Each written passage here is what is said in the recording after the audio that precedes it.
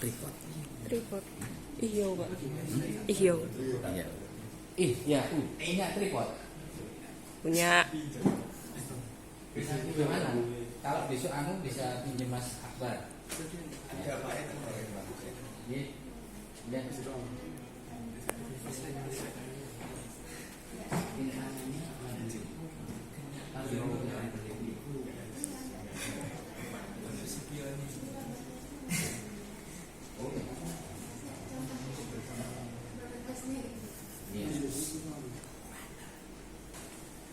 Seperti manusia mencari jalan di keramaian, robot pun bisa mencari celah agar bisa tetap maju.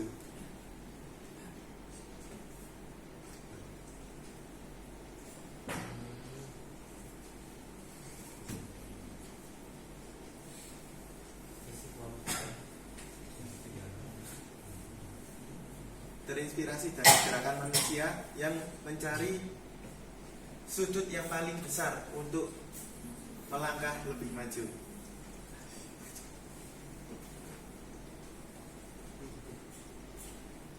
Oke, baik, kami dari kelompok 1 akan menjelaskan mengenai metode FGM atau Follow the Gap Method. Memilih celah gap paling besar. Perkenalkan, saya As'ad Wadi Rahmat. Perkenalkan, saya Muhammad Aidil Muzaki. Perkenalkan, nama saya Aminul Haq. Perkenalkan, nama saya Novel Zapa Widodo. Lanjut. Oke, baik. FGM atau Follow the Gap Method merupakan algoritma penghindar perintangan yang memastikan keselamatan dengan mengarahkan robot ke tengah celah maksimum.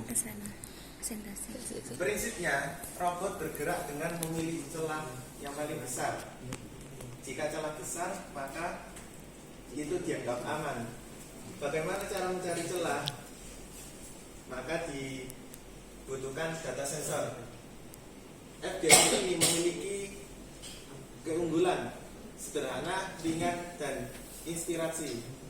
Sederhananya, FGM ini hanya membutuhkan data sensor untuk mencari gap.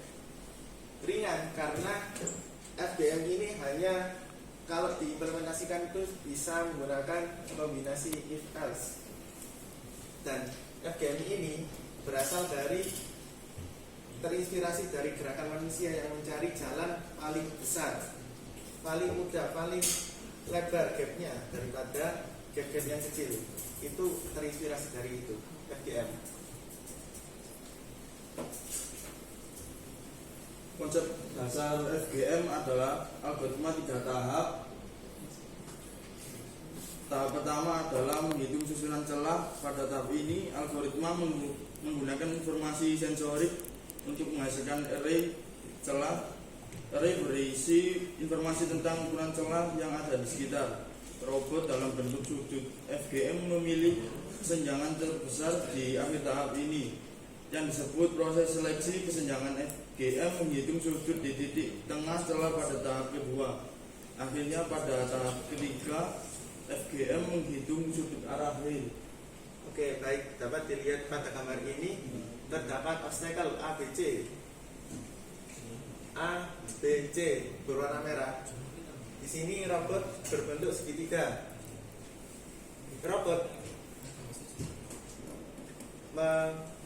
mengimplementasikan FGM dengan menginput data sensor berupa radius atau ukuran antara obstacle.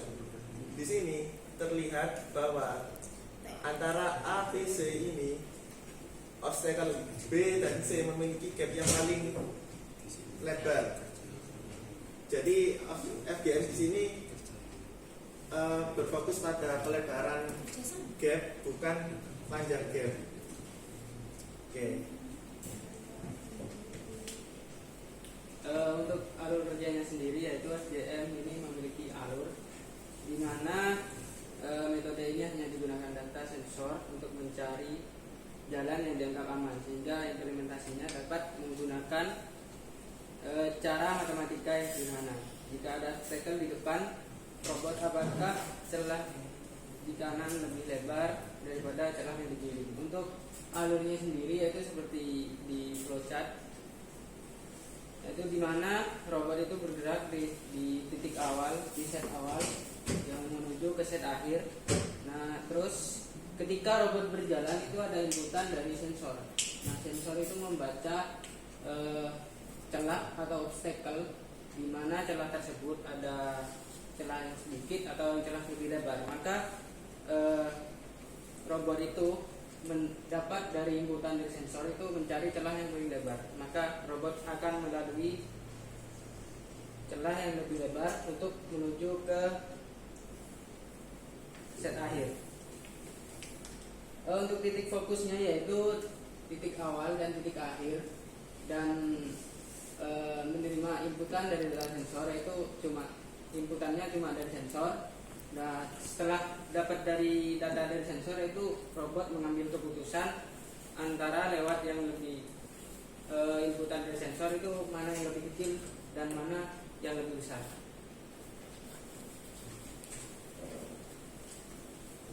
Ya, berikut ini adalah kesimpulan. Jadi FGM ini memanfaatkan data sensor yang telah diambil dari celah terbesar dan membandingkan dengan celah yang terkecil. Jadi kesimpulannya yang dari FGM ini yang pertama yaitu sederhana dengan algoritma yang ringan dan mudah diterapkan. Lalu yang kedua ada sensor base, yaitu bergantung penuh dengan data sensor yang telah diambil atau real time. Lalu yang ketiga ada gap terbesar, prinsip utama pemilihan arah gerak. Yang terakhir ada real time yang dapat beradaptasi dengan lingkungan yang dinamis. Pada keberhasilan proyek, fokus utama yang dapat menjadi perbandingan bahwa produk ini berhasil adalah pertama implementasi metode, yang kedua menghindari obstacle, yang ketiga tidak memutar berkali-kali, dan yang keempat adalah adaptasi. Itu saja yang bisa kami sampaikan. Mungkin teman-teman ada yang ditanyakan.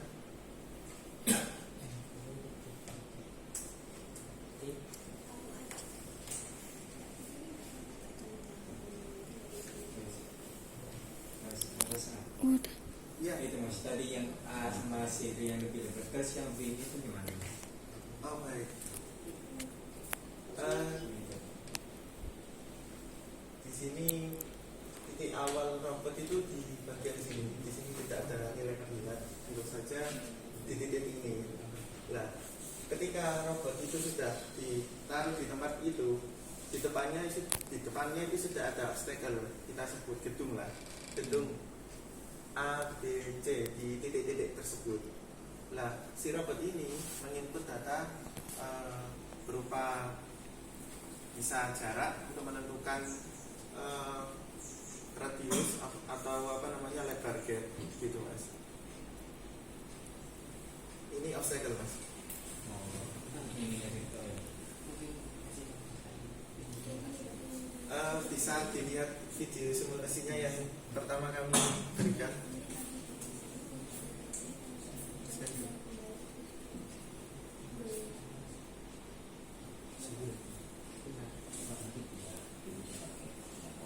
Jadi di sini terlihat ya ini titik. Lah, di sini itu memiliki gap yang lebih besar sehingga robot itu memilih kemungkinan yang lebih aman, di mana kemungkinan yang lebih aman itu memiliki gap besar. Nah, gap besar itu didapatkan dari input sensor, bisa pakai lidar yang berputar atau pakai ultrasonik. Ini kenapa kok robotnya berputar? Karena di depan robot ini merupakan obstacle, sebuah dinding, sehingga mencari rute yang paling aman sehingga ini berputar mas gitu. Oke, boleh dibuka codingnya.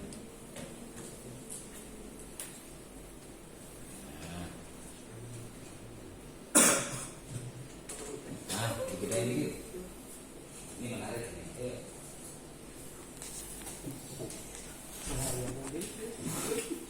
Aku ini Sabrina itu bisa. Baca dulu.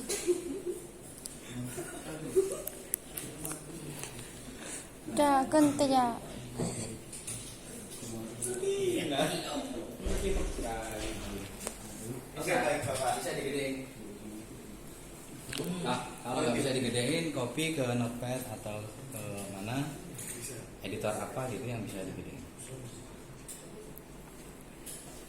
Kodenya hanya satu file. Oke. Baik Bapak, untuk kode kami mendapatkan dari YouTube. Oh, Di mana cara pembuatannya?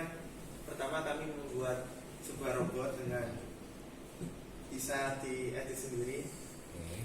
pakai Paint dan juga membuat jalur.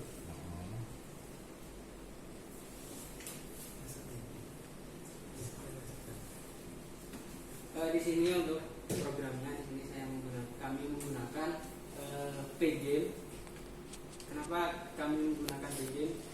Karena Pgame sendiri itu bisa dimodifikasi lebih mudah untuk seperti pergerakan robotnya atau desain robotnya itu lebih mudah daripada yang lain. Nah, kami lebih milih Pgame. Untuk di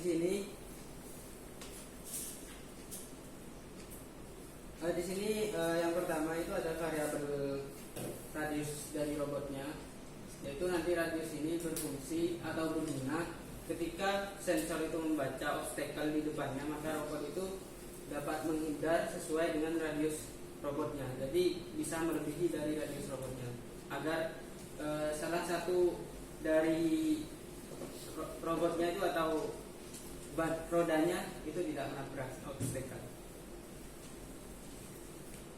Nah, di sini ada variabel untuk gambar, yaitu di mana gambarnya nanti itu dipanggil dan digerakkan. Ketika gambar itu nanti di mana input gambar mobil sama jalur ini tidak dapat juga dipanggil atau terjadi error, maka sistem otomatis itu akan menggambar gambar dan jalur tersendiri. Oke, itu variabelnya namanya pad ya. Ya, Nah, pad itu isinya jalurnya ya. jalur sama robotnya. Pad itu. Ketika itu Baris ke gambar- 11 itu kan dia ngeload ya. Ya, Di-load di memori. Nah, kapan pad itu didefinisikan? Apa isinya pad? Ada di sebelah mana?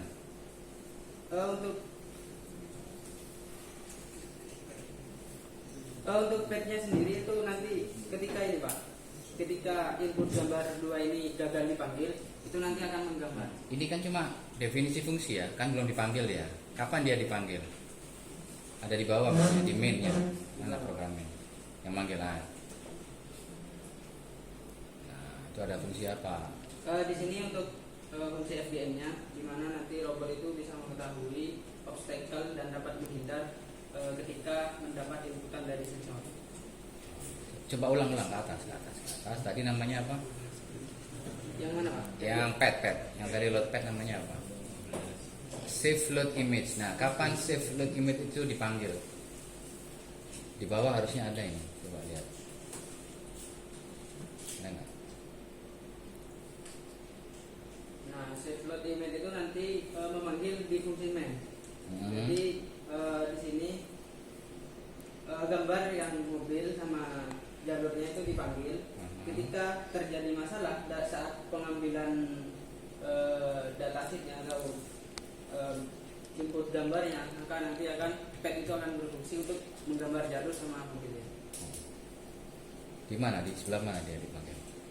Itu kan jalur PNG masuk, kemudian gambar mobil robotnya masuk, kan ya?